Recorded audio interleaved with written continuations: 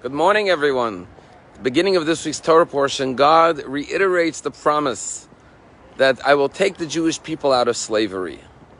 But when God promises Moshe, he says, I will take them out from Sivlot Mitzrayim, which literally means the burdens of Egypt. However, the word Sivlot in Hebrew has a dual meaning. It means burdens, but it also means the tolerance of Egypt. Because in Hebrew, when you say savlanut, it means patience, it means tolerance.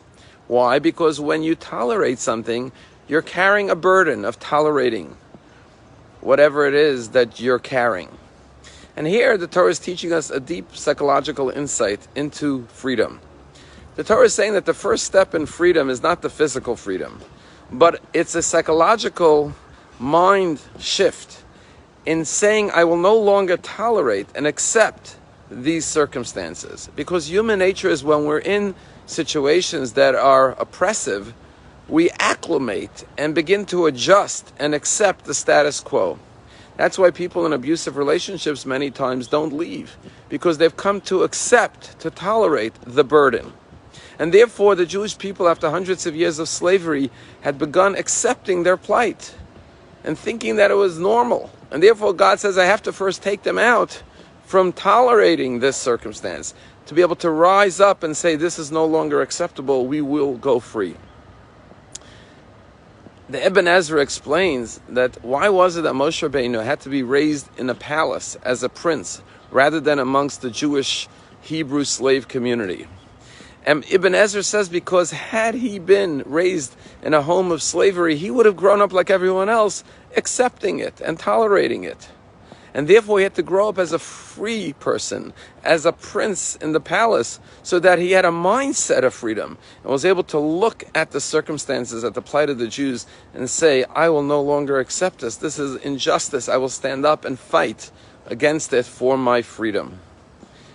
This weekend is Martin Luther King weekend. When you think about the greatness of Martin Luther King, it was that he said, I will no longer accept the status quo.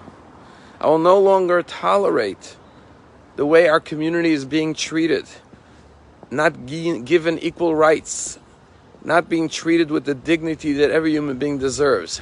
And because he stopped tolerating it, he stood up, fought for it, and sacrificed his life for it, but brought about a freedom for his people that till today continues to prevail. And so too each and every one of us in our own personal lives. There are many times that we start accepting things even though they're not the way they should be, whether in our personal lives, whether in our communal lives, whether in our society. And therefore the Torah is saying the first step in freedom, whether it's physical, emotional, or spiritual, is to stop accepting the status quo and be willing to stand up with courage for what is really, truly freedom. There's a story told about the Rabbi. In the early years of his leadership, he was once walking on the street of Crown Heights, and he saw two rabbis looking at an old school bus, a yellow school bus, and he stopped and he asked them, what are you looking at? And they said, well, we're looking to buy a new bus for the school children, and we're considering buying this bus. And the Rebbe looked at the bus and said, this old beaten up bus, it looks like it's ready to retire. Why would you want to buy such a dilapidated old bus?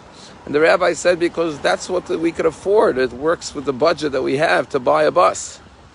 The Rebbe looked at these rabbis and said, you know why you don't have enough money to buy a brand new yellow school bus?